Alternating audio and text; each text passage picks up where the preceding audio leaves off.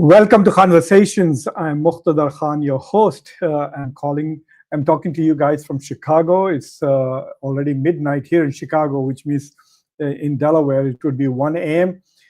So it's really very late. So if I fall asleep while I'm talking to you, please be tolerant and patient with me.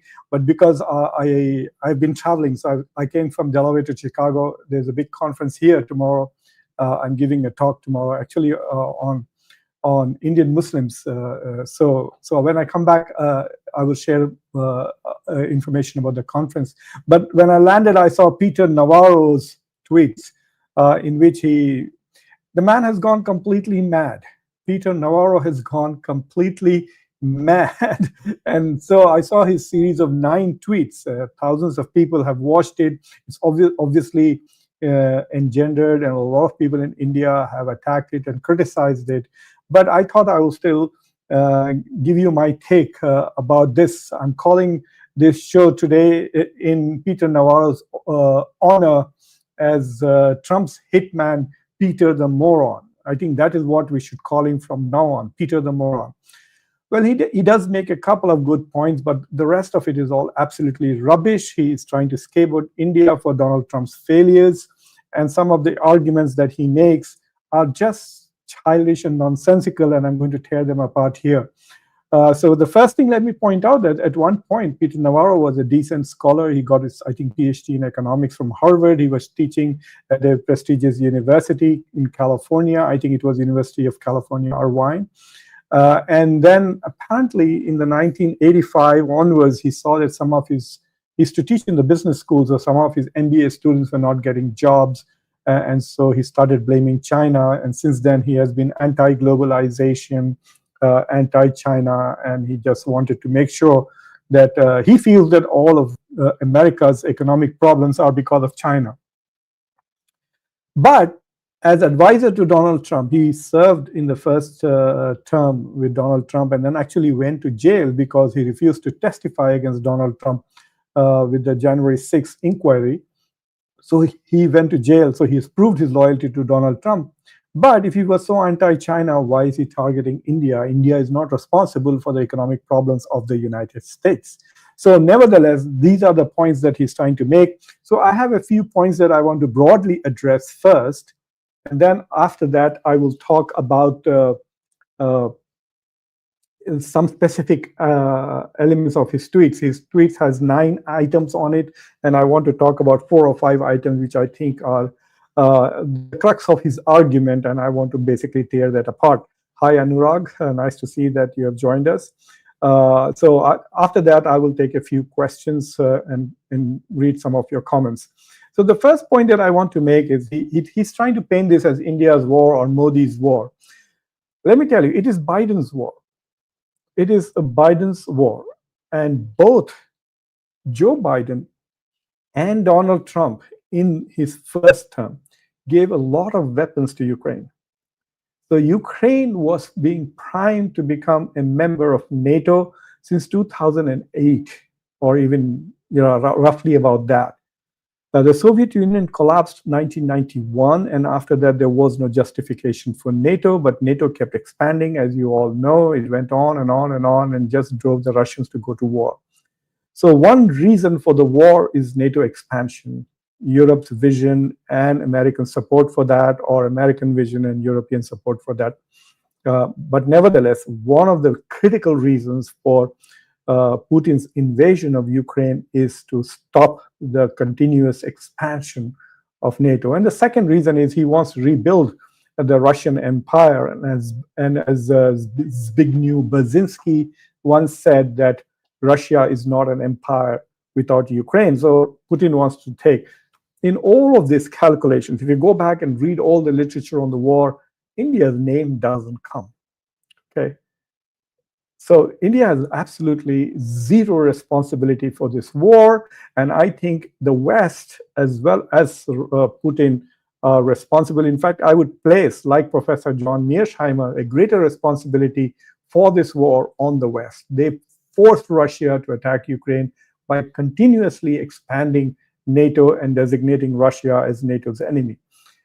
In fact, when Joe Biden became president at the Munich conference on security, Kamala Harris went and basically advocated for Ukraine to join NATO. Remember, it was just then that I did this show in January of that year and predicted that Russia was going to attack Ukraine, and Russia did so in later half of the February. So first thing that I would like to do is teach some history to Peter Navarro. It is Biden's war and not Modi's war. It is the West's war, not Modi's or India's war. It is a war of choice. If the West had not provided literally billions and billions and billions of dollars of weapons and aid to Ukraine, this war would have been over long ago. The fear that thousands and thousands of Ukrainians are dying is because the war is prolonging. They should have made a ceasefire. There was an opportunity to conduct a ceasefire when Turkey hosted them. It's the Americans who walked away from it. They could have had an understanding, and now they're going to get a deal worse than the deal they could have got in Turkey 2 or 3 years ago. The second thing that I want to say is that Donald Trump repeatedly campaigned saying that he would put an end to this war in 24 hours. He has completely, utterly failed to end this war or the Gaza war. He's just BSing away, and nobody's calling him except the Democrats to some extent, who themselves are like a big-time losers now. And then, of course, conversations. He's been just claiming, and this 7 months have passed since he's become president, and he's not been able to do this in spite of basically spreading, the red carpet for Putin and elevating him to such a great stature. He has still not got ceasefire. In fact, if you remember, he said that this week there was going to be a joint session or joint bilateral between Putin and Zelensky. Nothing has happened so far. So Donald Trump, forget about ending the war, is not even able to arrange a Zelensky meeting with Putin. And so the frustration, I guess, that the administration is feeling at their failure, they are making India the scapegoat. Now, that is a source of worry to India as to why they are picking on India alone. And that's a different conversation, and I've been having that conversation. It is a failure of Indian diplomacy that they got selected for to some extent, but it is also Donald Trump's anger and frustration.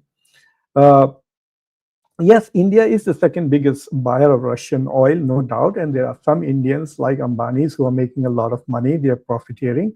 But who is buying the oil from Ambani's and Indians? It's European Union. European Union is just as responsible, if not more, than India for Russia's economy to survive. Yes, China is the biggest buyer of oil and other products. China's imports from Russia are over $120 billion. India's are in the 60, like half of what China borrows. And then Europeans are also borrowing more, importing more from Russia and so on. In fact, if Donald Trump is very upset about it, he should have actually sanctioned Europeans, because the Europeans have an interest in this war. Don't the Europeans keep saying that we want Ukraine to become part of European Union, Ukraine to become part of NATO, Russia is a threat to Europe? So why is Europe sustaining its own threat? India has no risk from this war. It has no national interest in the war, whether the war ends or continues. So the stakes are much higher for Europe, but they're still buying oil from Russia. So Trump should get his own ducks in a row before he goes after India. Okay? This whole business of trying to blame India is kind of ridiculous. I mean, there are lots of things that you can blame the Modi administration for: prolonging the negotiations on the deal, not agreeing to certain concessions that the US is demanding, not giving Donald Trump even a little bit of credit for the ceasefire. All of that you can maybe complain about it, but to blame India for this is rubbish. And what is also interesting is that Peter Navarro is not like a cabinet member, or he doesn't have any secretary's position or anything. He's just an advisor to Donald Trump on economy and trade. But he has become the geopolitical hitman for Trump. And let me tell you, the reason why he's chosen and not Scott Bessent or Howard Lutnick or Rubio, who's the Secretary of State and National Security Advisor, or even J.D. Vance, who are not the hitman. They chose the guy who is the lowest rank, and he's the easiest guy to dump. If Donald Trump decides that he wants to patch up with India, the first thing he's going to do is blame Peter Moron and fire him. That's why I'm calling him a moron, because he's risking himself again for Donald Trump. Well, let's look at some of these are the broad points that I wanted to make. And of course, I also want to tell people that India's first quarter results was spectacular. India grew by 7.8%. We will get into the details later when I get back to Delaware. I will invite some economists and we will take a closer look at that number. But right now, Donald Trump, who accused the Indian economy of being basically a dead economy, he must have got a major surprise that India's economy has grown faster than it has in the last 2 years, at least in this quarter. Maybe by the end of the year, it will still come down to 6.2, 6.5. We will see. It could be largely because of the massive exports of I-20s. I actually did a review of India's first quarter, which is the second quarter of the year, April to June, a couple of 2-3 weeks ago, because we had got the trade. India's trade went up by 47%. So take a look at it. I have done that a few weeks ago already, and now the details about the domestic aspects of the quarter is out, and we will talk about it. But nevertheless, the headlines must be coming as a shock, at least to the Trump administration. And they must be looking quite foolish, calling India's economy a dead economy, more or less, and then looking at the number, and that says, oh, hell, it is 7.8%. You can argue about the details as to what it means, etc., the same way that you can argue about US growth rate, which was at 3%. So now let's look at some of the tweets that he has done. He has 9 tweets. I'm going to first show you his second tweet, which is the key. So this is the argument he's making, and this is the tweet which earns him the title Peter the Moron. He's saying, here's how the India-Russia oil mathematic works. This is what he's saying. American consumers buy Indian goods while India keeps out US exports. That's fine. That explains the 50% deficit. We all know that before Donald Trump got elected the second time, America's average tariffs on India were 3%, and India's average tariffs on America were 17%, and India was completely blocking basically agricultural dairy. There's no secret about it. Everybody knows. So that is the reason why there is a $50 billion deficit. That's not enough. I mean, the other reason is because India is exporting goods worth $87 billion that Americans want to buy. Americans want to buy Indian jewels, all the generic drugs, 6% of the total in terms of cost, but 47% in terms of volume is the 47% of all generic drugs to the US come from India. They are about $10 billion worth. And then he's saying India uses our dollars to buy discounted Russian crude. So they are using, I mean, this is so literally moronic. So fine. It's like saying, I sell you this pen for $5 and you sell me one pencil for $1 and I have a $4 surplus. Those are not your $4. That is the cost of the pen that you bought from me. You have my pen. That's why I have your $5. So this idea that India has money is, first of all, it's ridiculous. India doesn't have the money. The people who sold the carpets, they have the money. The companies that sold the drugs, they have the money. The people who made jewels and sold jewels and diamonds in India, they have the money. It's not the oil companies who have that money. So it's a kind of a very ridiculous argument, childish. Even like a 5th grader will understand the stupidity of this argument, that the surplus is the cash that India is using to buy. You think if India didn't have the surplus, Ambani didn't have enough money to borrow from Indian banks, which eventually Modi would then waive off, and then he would buy oil from Russia. This is ridiculous. Ambani could borrow the money from the US stock market or US banks to buy the oil if he shows how much profit he's making. So this is so ridiculous. This is a stupid argument. And according to the US estimates, India has made only $26 billion of profit in 2.5 years. $26 billion, let's say all of that went to Russia. Even then, that is nothing compared to the $300-400 billion that the US and Europe has given to Ukraine in this war. So if you look at this, if this is, and by the way, all these images that he has used are generated either by Grok or Chat GPT. These are childish they call infographics that these AI programs have generated.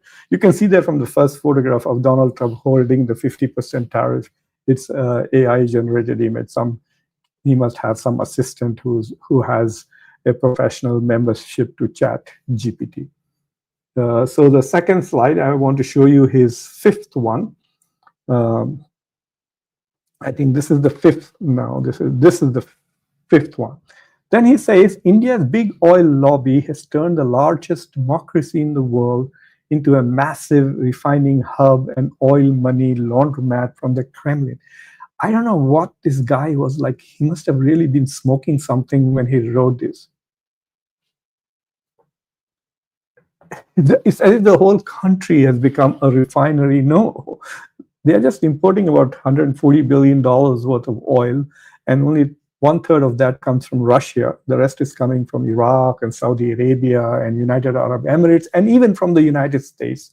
India has started buying oil from the US. So only 1/3 or 40% of India's oil comes from Russia.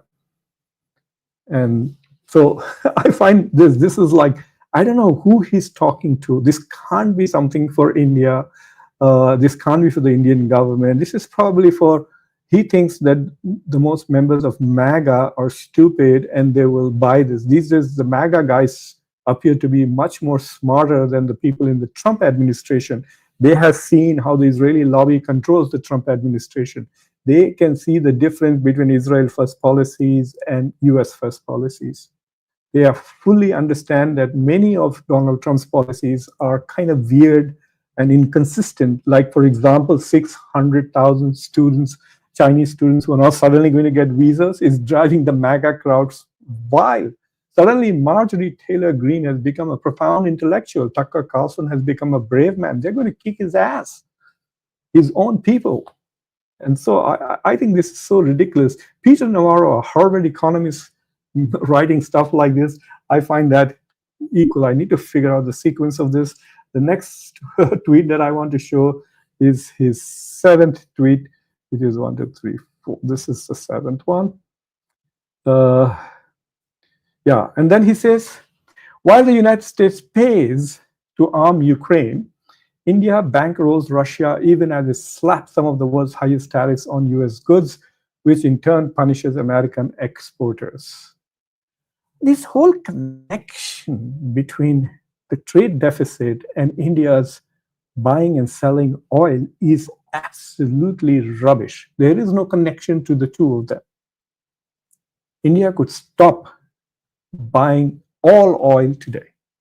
If you go back to 2021, when India was buying only 1% of its oil was coming from Russia, and instead of $67 billion, India-Russia trade was like $7 or $8 billion.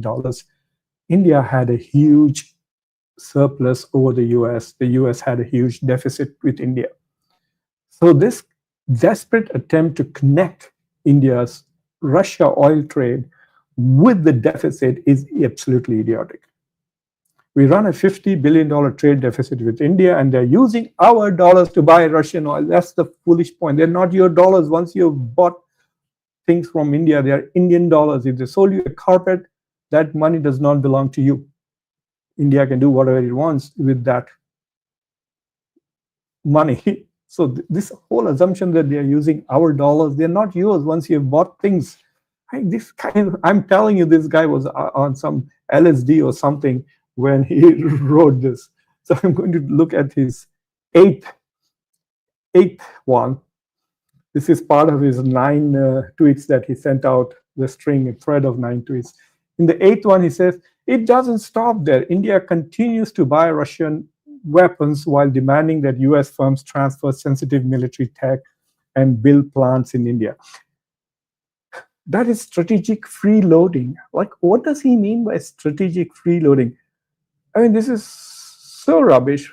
If you all who have been following conversations, if you remember, I've been telling you that India has been steadily diversifying away from Russia, About 5 years ago, 70% of all India's military shopping was done in Russia. India was buying Russian jets, so the Sukhovas 30 and in the MiGs, and then buying supply parts for the MiGs, for servicing the MiGs that are flying. India's tanks, I think T-72s they are called, they're all from Russia. Then, of course, India was also buying S-400s. India was buying a lot of weapons, but now India has steadily moved away. Now India buys from Israel and India buys from France. So now India has gone from 70 to 50 or even less than 50% of all its armament that it imports comes from Russia. So this is dishonest, to say the least. And as far as technology transfer is concerned, look, whether the US does the technology transfer or not is a different thing. It's a decision for the companies who have generated the technology, and for the United States also, who gives a lot of subsidies to these companies in terms of tax breaks as well as research funds, etc., to decide. So I'm not saying that the US should give away technology for free, but I also want to tell them that that has always been India's plan. India has always said we want to become Atmanirbhar, we want technology. So BrahMos, for example, is India's, I mean, India tried to say that it is Indian missiles, but it's actually Russian technology transferred to India and manufactured in India. So in BrahMos, the Brah is Indian, Mos is Russian. So India is not just buying Russian stuff. India is also buying Russian technology, as it has made requests of Indian technology. But I would give Peter Navarro a pass because I don't think he knows any of these things. He just thinks he has got a smart point, which he does not have. And this is his last point. In this last point, I mean, he also uses Narendra Modi's photograph for this, which has already been criticized heavily by some Indian commentators. I have nothing to say about that. If that is how Modi wants to pose to get votes at home, then I think he deserves to get international attention also. So anyway, the Biden admin largely looked the other way at this madness. That is to some extent true.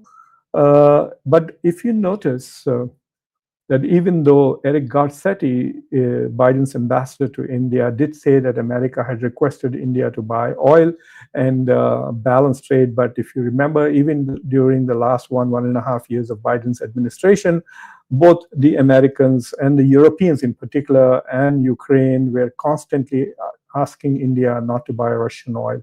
So this whole business of America trying to pressure Europe, trying to pressure India. See, it's not just Donald Trump who has imposed sanctions on India. The European Union has also imposed sanctions on India in the last month and a half.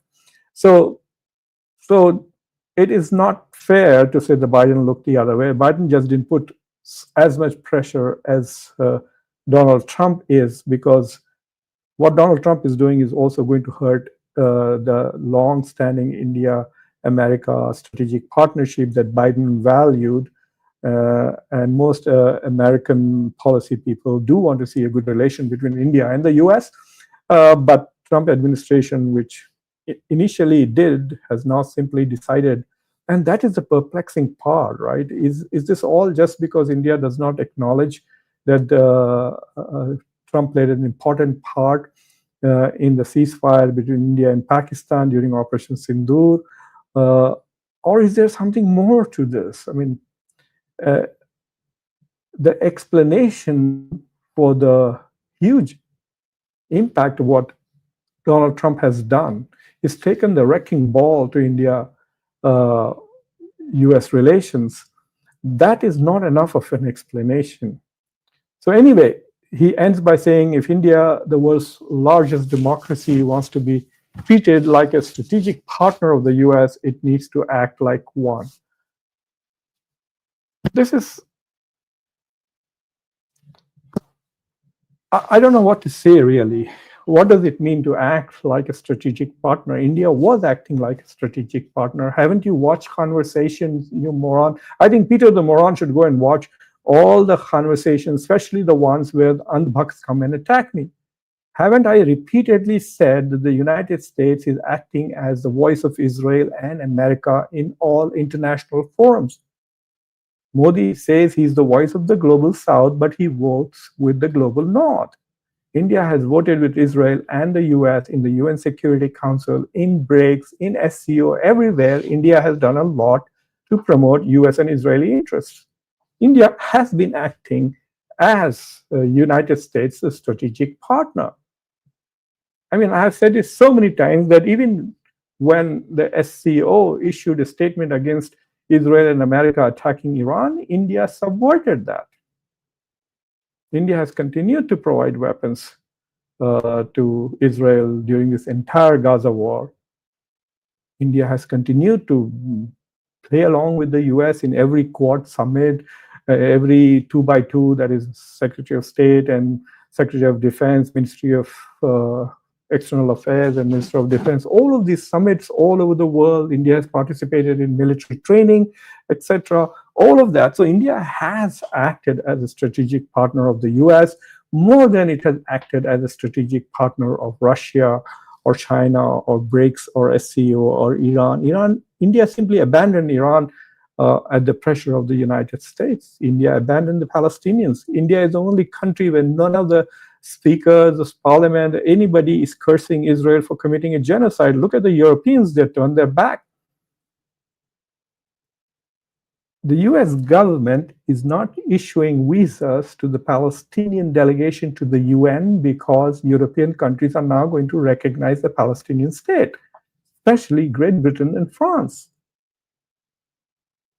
India has done no such thing at all just to keep America happy. So I think Peter Navarro neither knows the current geopolitics, nor does he know much about India-US relations and everything that India has been doing for the US, and he completely misunderstands the meaning of trade deficit. So I'm going to stop with that. That is my take about this Peter the Moron. So I will take a few questions and comments because it's already 12:30 in Chicago time, so it's about 1:30 my time. But I will be happy to take your questions and comments. If there are some members, I will give you the first opportunity. But anyway, let's go through it. Neelkant Sahu, good morning to you, Neelkant. Neelkant is Shiva, right? Shiva the guy. Shiva with the blue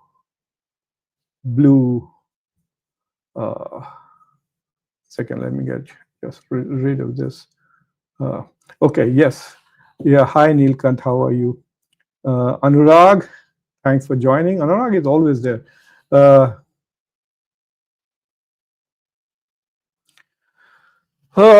Very good question. Anurag Parikh always asks good questions. So according to the US Constitution, the government is divided into three equal branches, the judiciary, the legislature, and the executive. The president executes the laws, the Congress makes the laws, and it's a job of the Supreme Court and the judiciary to make sure that the laws are according to the Constitution. But lately, especially with the Republicans who control both the Supreme Court as well as the legislature, which is the House, the Republicans control everything in the US today. They have the White House, they have the Congress, they have the Senate, and they have a 6-3 majority in the Supreme Court. And so they have basically abdicated their responsibility to do checks and balances. So there is no checks and balances. The Supreme Court is not checking the president. The Senate is not. The House is not. And so in effect, you are right. The US, even though is supposed to be a democracy, it's behaving like a dictatorship, especially if the parliament has become totally useless. I completely agree with you, Anurag. Gautam Shahi, sir, how do you see Trump and his team's conduct, behavior, and policies impacting long-term interests of US? Oh, that's a very good question. See, I'm telling you this much. I have a prediction that 60 to 70% he's going to fail miserably. And the failure could be so bad that the Republicans could get wiped out in November next year. But with each passing day, the Democrats are looking stupider and stupider and dumber, except Newsom in California, who is acting and making fun of Trump, etc. The rest of them are just interested in only pushing Israeli agenda. Schumer says his job is to make sure that the left in America is pro-Israel. He doesn't think that his job is to give new ideas to the Democratic Party. He doesn't think that his job is to balance the America. He doesn't think his job is to protect the middle class, working class of America.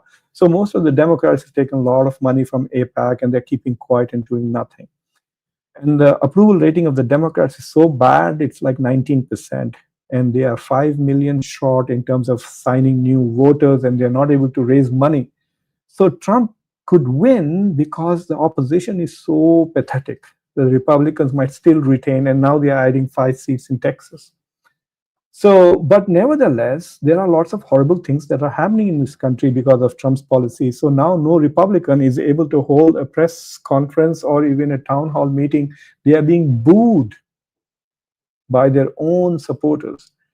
So Donald Trump could turn out to be a failure. But if by some fluke, somehow, look, in spite of the tariffs, the stock market is booming in the US, okay?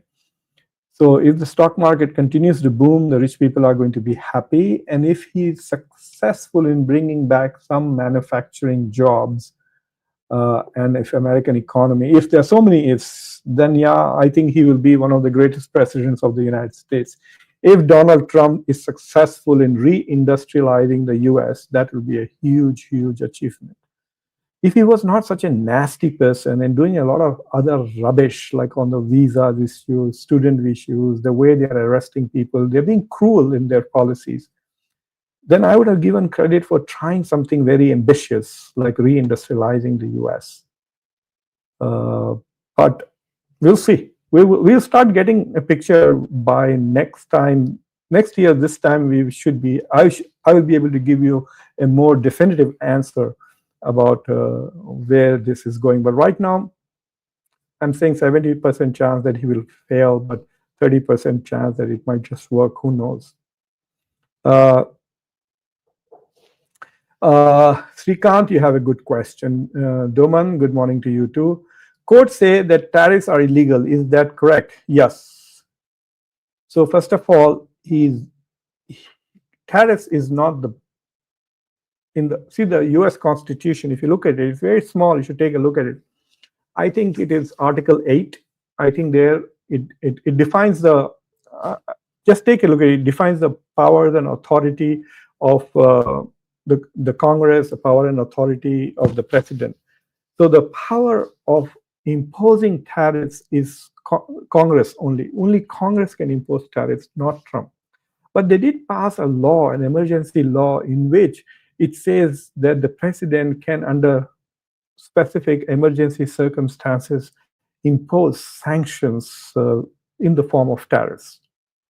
So Donald Trump, that's why he declared an emergency first. If you remember, he declared a national emergency, national security emergency, economic security emergency, and then he has been using that law to actually create tariffs. I can guarantee you, if this was a Democrat majority in the House and the Senate, then he would not have been able to do that. They would not allow it. Or even if it was 5-4 in the Supreme Court, I can tell you that they would have blocked it. Because what Donald Trump is doing is not constitutional at all.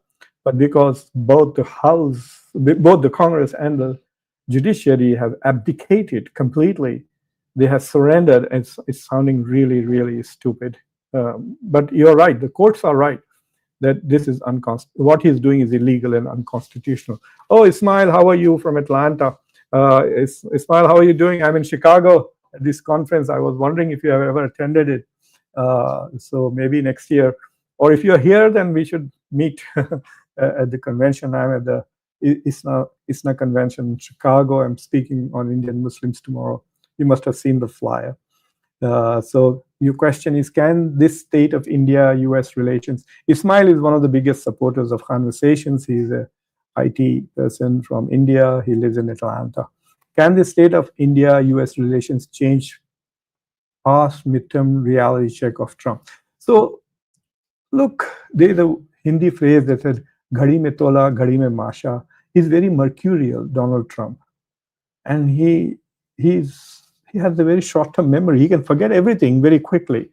So let's say hypothetically that the war ends in a month or two, he could immediately remove sanctions on India, or something else happens, like Zelensky is meeting with Trump, with Putin, and he suddenly gets excited and feels that there is no need for this.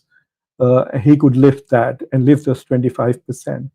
But I think India should continue to pursue a trade deal with the US, no matter how badly that, because even if the 25% of the punitive sanctions are removed, you're still stuck with the other 25%, isn't it?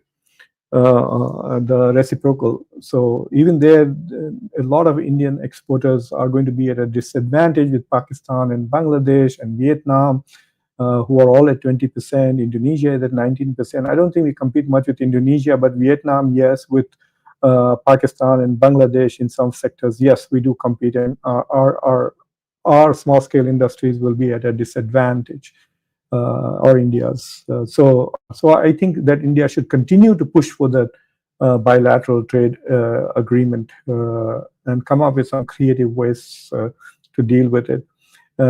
He's having some hiccups with both the deals that were.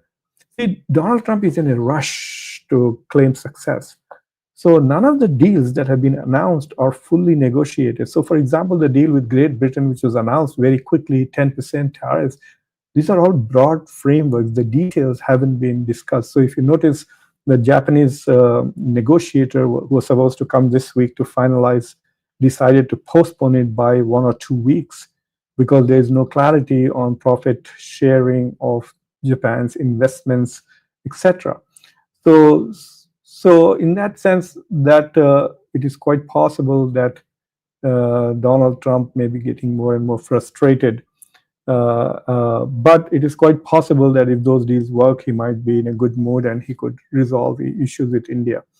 So I don't know whether Modi is going to come to New York for the UN General Assembly meeting. He's right now in Japan. And please see my review of his preview of his visit to Japan. So we don't know whether Modi will come to New York, and the second, if is will there be a bilateral between Modi and Trump. We have reports which have neither been confirmed by the Indian government nor by the US government that Donald Trump has tried to call Modi several times, but Modi is afraid to talk to him because he thinks that he may say one thing, then Donald Trump might misrepresent him. So, and Donald Trump can do that after a meeting with him, unless they have a live meeting on camera, like the meeting with Zelensky. So maybe Modi can say, let's meet and call the press people in and try to have a negotiations. And I can guarantee you, if Modi meets Trump, there is a pretty good chance that he could talk Trump out of trying to reduce one of the two tariffs, because Trump likes to show that the meetings have been successful. So, and one way to show success is that he will reduce the tariffs, because if he feels the need to, if he says the meeting was a failure, then he will be under pressure to raise the tariffs, right? So that is where we are at the moment. So the next opportunity will be when Modi comes to the UN General Assembly meeting soon. Court says that, yeah, it's down there. FTW1, India is now Ukraine's largest diesel supplier. I don't know. Let me check on that and get back to you. Is that Russian crude that India is processing and exporting to Ukraine? That would be funny.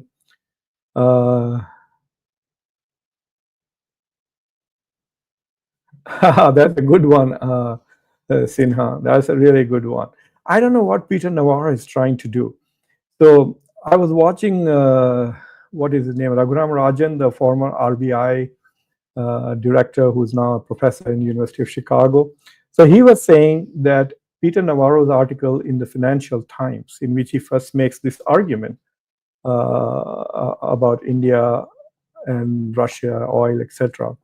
And that article was published 3-4 days ago. And I actually did a whole show on that particular article. You can go back and look at it. So Raghuram Rajan is saying that that Peter Navarro would not write this article without getting an okay from the White House.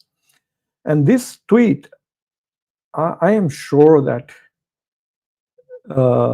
it has to be approved by J.D. Vance or Trump or Rubio or somebody in the White House has to say, that yes, go ahead with this tweet. Because if somebody in the administration, like if J.D. Vance or Rubio were trying to patch up with India at the same time, and then this guy drops these stupid Twitter bombs, then it would upset some of the negotiations. So one thing we should assume that everything that Peter Navarro is saying on television, where he called this Modi's war, and then he did this tweet, and etc.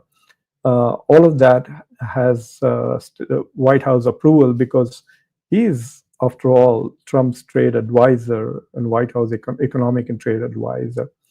So that tweet would have been seen by people before it was sent, and so basically he's not going to get into trouble with the White House for saying that. That's the point. AK, hello AK, good morning, sir, to you too. Manohar Gajanan, nice name, thank you. Sharad Chandra, if Ambani is buying oil and making money, then what is wrong? Well, I'll tell you what is wrong. Ambani probably made $16 billion in 2 years. And now hundreds of thousands and lakhs of people will lose their jobs because of the tariffs. But Ambani is not going to lose anything. He may stop making profits if India stops buying oil. But the cost of Ambani's profits, very poor people are going to make. People who are working in the shrimp export business, people who are working in the carpet export business, people who are working in the small. I was on the show with Dinesh Vora, and he was saying he had talked about some businessman who made 600,000 undergarments, and now he can't export it, and he will have to fire all these tailors and other stuff. So if you're okay with lakhs of Indians losing jobs and Ambani making money, then good for you. But I'm sure there are lots and lots of people who will not be happy about it. Lakhs of people who are losing their jobs.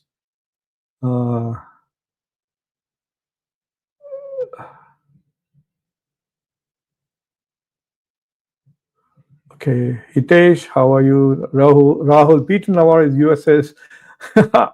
Yes, I agree. He's like that. Yeah, he is becoming like that.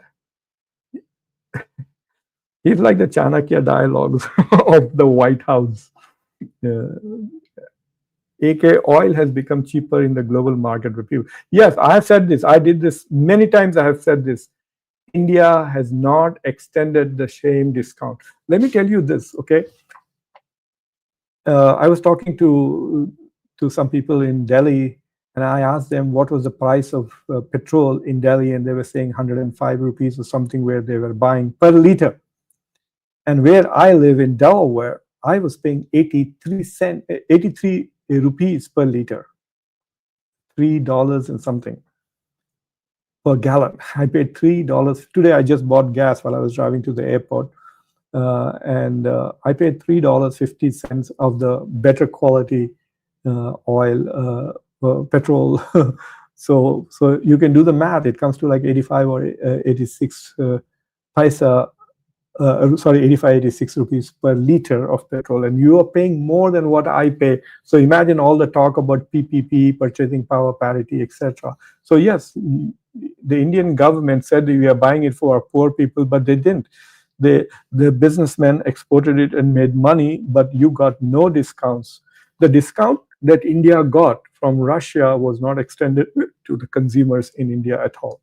And for that, you need to ask your government questions. I have said this many times on the show. You need to ask your government why they did not do that. Sharad, America's oil companies are making money. Yes, they are. They're also making a lot of money from Europe by forcing Europe to buy more expensive LNG and gas from the US. You're right about that. Ambani is not earning for his country. Yeah, what rubbish you guys talk about. Ambani is making money for himself. They are, round tripping the money to avoid taxes. They take the money abroad to Mauritius, then bring it back to India. Mauritius per capita total GDP is $15 billion, and it is the biggest investor in India, something like $300 billion FDI. How does that happen? It's because people like Ambani and Adani do what is called as round tripping. So they are not paying taxes. Nobody is benefiting from their profits. Okay, especially they're not paying taxes. If they were paying taxes, at least you could say, fine, they are paying some 18% GST or whatever. They're not paying taxes. I don't know why people think that India is making lots of billionaires in the US. They're making money, but people are poor. Remember, half of America's per capita is $150,000, and the other half is $19,000. They are so poor. If tomorrow Elon Musk makes another $40 billion on the stock market, it doesn't help anybody else in America unless he's taxed. And then the government gets, say, 15% of that 40 billion. He gets 6%, $6 billion, and they use that to invest in universities and education. Then people benefit. But if he takes that money and pushes it in a bank in Switzerland or buys a big boat, no, nobody benefits. Raj Rai, thank you for asking a very good question. This is so far the best question of the day. The reason what the Modi government is doing is, everybody comes here and they talk about America's debt. That, oh my God, America is $37 trillion in debt, which is about 1.3% of its GDP. America's GDP is 30 trillion, its debt is 37. India's debt to GDP ratio has now reached 0.9%. 90%. So India's GDP is about $4 trillion. India's debt is about $3.6, $3.7 trillion. So Indian governments are doing a lot of these Labharti programs, Prime Minister's this Yojana, sending 5 kilos of free rice to about 800 million people. India sends free rations to 2 Europes every month. And then that is not, if you go back and look at the show I did, which is the biggest communist, whether Modi, Trump, or Mamdani, who is the biggest. So in that I have a whole list of all the Labharti programs, the socialist, communist type welfare programs that India has. Farmers get 6,000 rupees, 110 million farmers, 11 crore farmers get 6,000 rupees per month. For one farmer, it's not too much. 6,000 rupees is what? Nothing. Right? But you add that to 11 crores. So just imagine 66 crores, 1,000 times 66,000 crores are given away to farmers. Where's that money coming from? From your taxes and from those profits and from borrowing. If these Labhartis continue for another 4 or 5 years, you will see India will also be in the same kind of a debt problem that the US is. And all the developed countries are. Japan, GDP is $4 trillion. Japan's debt is $10 trillion. It's 250%. So that's a good question. Why is the government not extending that? Because they're using that. So for example, this year in the budget, the government said that we will not charge income tax to people who make like 12 lakh rupees per year. So 1 lakh, I think you will not pay taxes. So the government is losing some money, right? How does it offset that loss? Maybe from the oil revenues, which it is not extending to the citizens.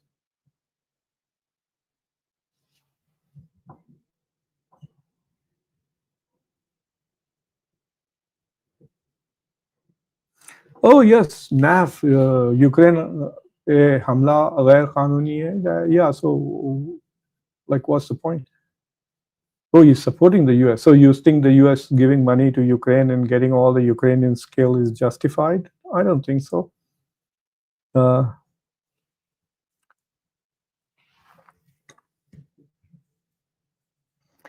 Yes, again, Raj Rai, you are in the form. Today, you are the man of the match. The second question is also good. Oil pricing, cost of petroleum gas is fundamental, because imagine all the rice that comes from wherever it does, all the wheat that is grown in Punjab, that goes all over the country in India, it's going in trucks, it's going in trains, there's cost of transportation. If the price of oil goes up, the cost of transportation of all goods goes up, the cost of transportation of individuals, everything is connected to the price of oil. It's not just that gas is expensive. Your milk will become expensive because the milk is coming from the farm to the city. So if you reduce the price of choice, remember when Donald Trump became president, the inflation went down because the price of oil went down.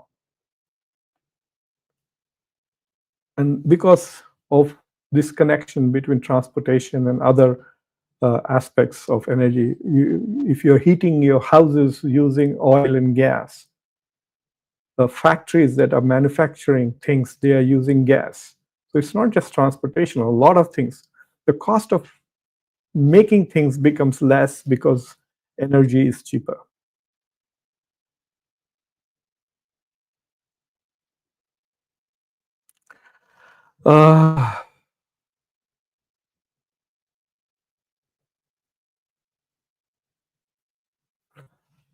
I don't know who Ejaz Khan is talking about. Daily Quiz is talking about, yes, the US wanted recognition of Donald Trump.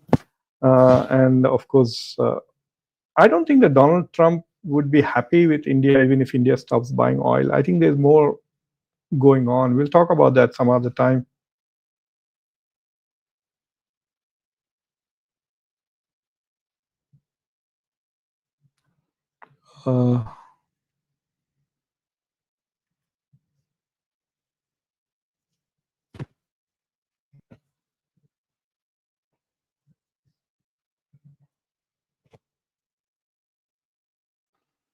Neeraj said it's a bit too late, but let's say that Modi meets Trump at the UN and then comes out and say that, oh, we had such a great discussion and President Trump has decided to reduce India's reciprocal tariffs from 25% to 10%. And that shows that Trump is a peacemaker, and so we will nominate him for Nobel Prize. That will be a good deal. I think we should do that. Venkayalapati, that's a tough question. I don't know whether the Quad summit will happen or not. The only guy who's been saying positive things about Quad is, to some extent, Rubio, Marco Rubio, and Pete Hegseth, when he was in Singapore, he talked about the United States' continued commitment to the Indo-Pacific and to the Quad, etc. So the summit of the heads of states for the Quad is going to be in India this year. And I'm telling you very clearly, it's going to be affected by what happens tomorrow and day after tomorrow when Modi meets with Putin and Xi Jinping, and then we'll see what happens, what comes out of that. India is going to be the BRICS president after next year. So if Trump comes to India for the Quad summit, then I think Quad will survive. Even though the Japanese Prime Minister and Modi talked about Quad, I don't think that without the US, there is no Quad. Without India, there is a Squad with Philippines. But without the US, there is no Quad, there is no Squad. So it is very important that Donald Trump comes. I think Quad will survive even if Donald Trump does not come, but JD Vance comes. And also don't forget that there are some questions being raised about Donald Trump's health. Apparently there's some mark on his hand. He's suffering from some kind of an illness, some sickness. I don't know what it is. And JD Vance was asked this question by, I think, USA Today, and he said very clearly that Trump is very healthy, very energetic, blah, blah, blah. But if something happens to Trump, I'm ready. So JD Vance is already thinking about it, and he thinks he's ready to be president. So I think if Trump sends JD Vance to Quad in his place, India should go ahead and host it anyway. And I think it is important because it appears that he's going to be the strongest candidate other than Newsom in the next election, which is not far away. Oh yes, dark matter. I saw that 7.8%. India's GDP growth rate. See, there are four things that go into GDP. One is government spending. One is consumer spending. So if you and I and all of us buy a lot of it, like I drink this, so I buy 10 of these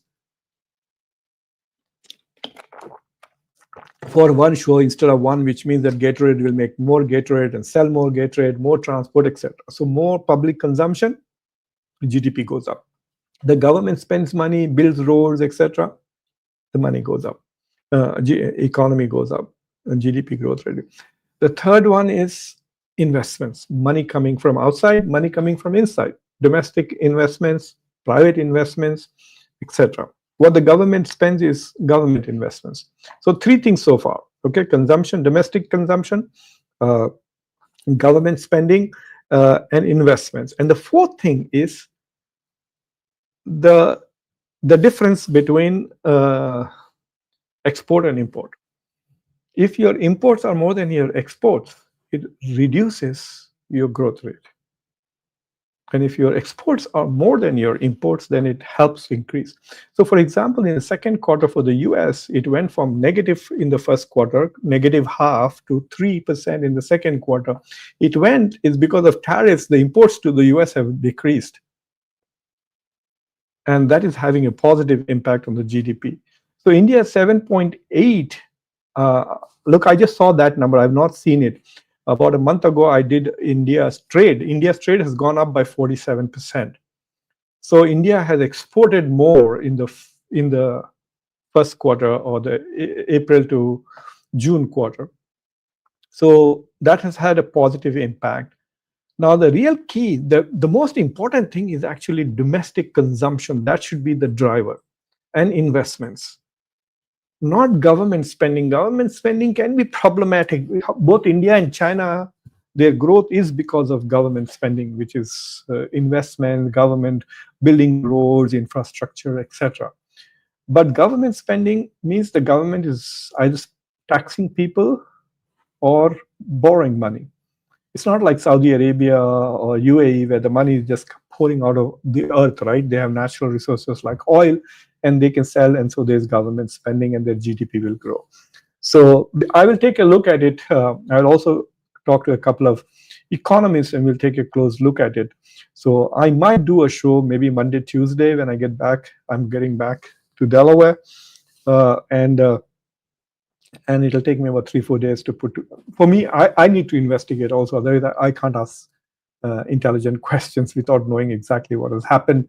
And lately the Indian government is making it more and more difficult to find out statistics and facts about various things. For example, I'm here talking about Indian Muslims at this conference, and I was trying to find data on unemployment and employment of Muslims in India and their income.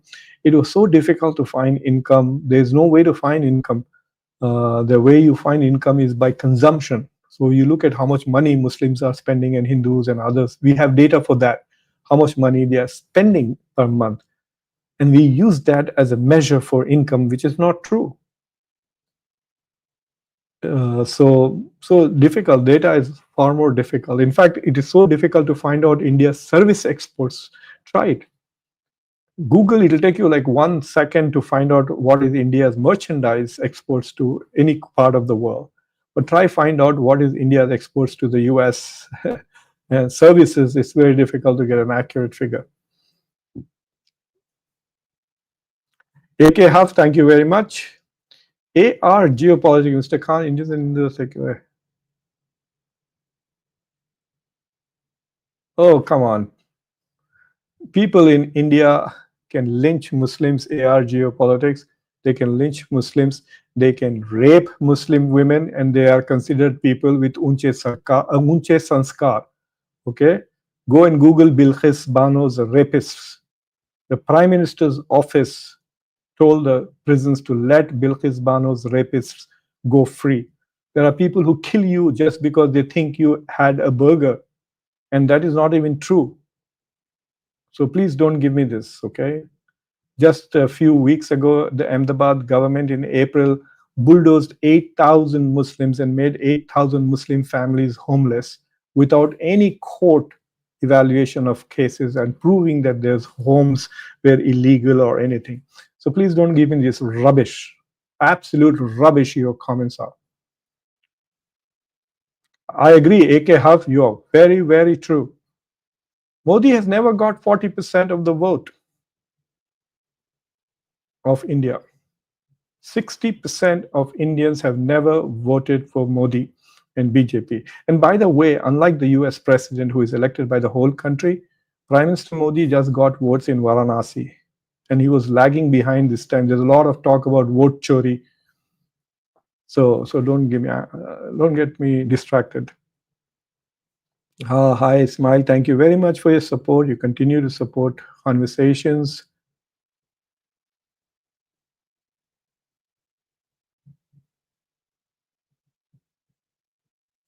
What rubbish! Kishore Kumar has lost his mind. It's Donald Trump that is imposing tariffs, and he's not imposing tariffs on Ambani because he's Hindu. He imposed tariffs on India, the whole country. That includes everybody, Muslims, Hindus, Sikhs, Christians, everybody. Who told you that he's targeting Hindus? I don't know where these people are coming from.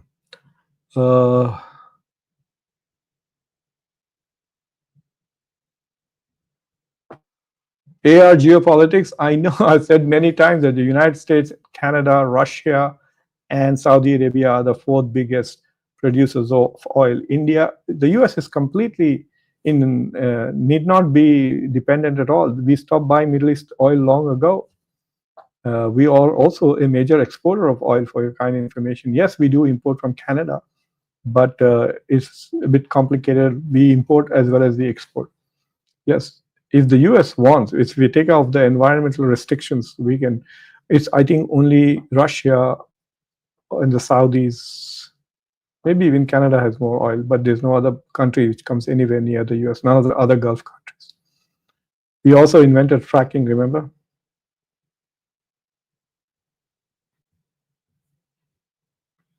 All right, the quality of questions are going down. Samir, sir. Oh, that's a very difficult question, Samir, whether we will go back. A lot of people who comment about it, who have been studying India-US relations for a long time from the Indian perspective, are very upset. There are lots of people who say that Donald Trump has done permanent damage to India-US relations. India has always been suspicious of the US.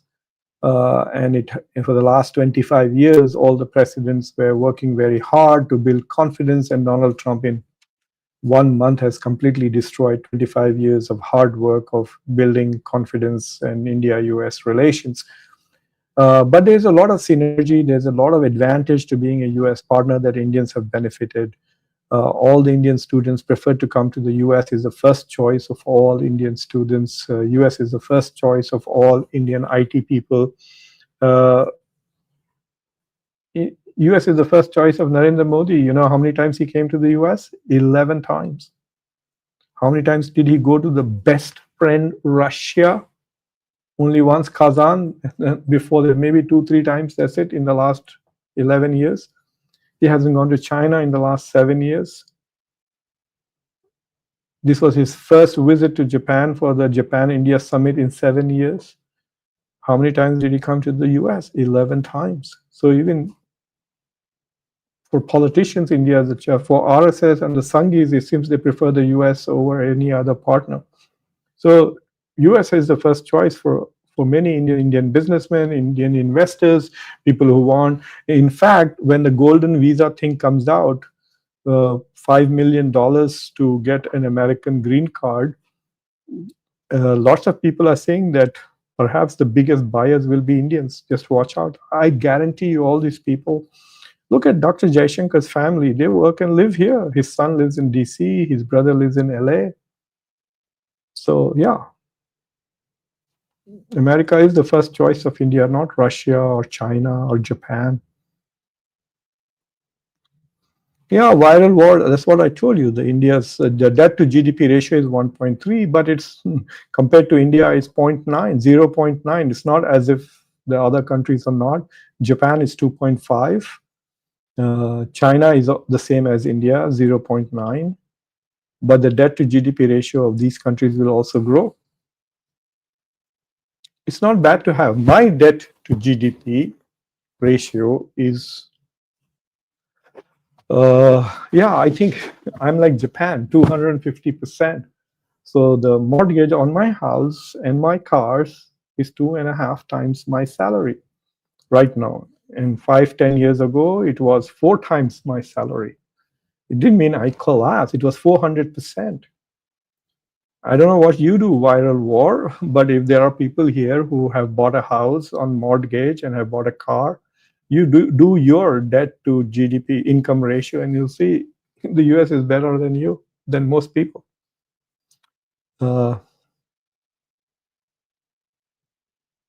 No, inflation is not low. It's like 3%, I think 2.1%. All right, guys, it's very late, so thank you very much for watching Conversations, and thank you for your support. Thank you for all the members, AK, Samir, Neelkant, and Ismail for joining. Ismail, thank you for your gift. And please, guys, subscribe to the channel, like this video, press the bell icon, and do share it with your social political network. I would love to see Conversations Global reach 200,000 before the end of the year, and Conversations India to reach 50,000. Day before yesterday, Conversations India crossed 25,000 subscribers, and all of this in less than 5 weeks or 6 weeks. So thank you very much for all of your support. Now I need to go and sleep because I have to get up early and prepare for my talk. Take care. Bye.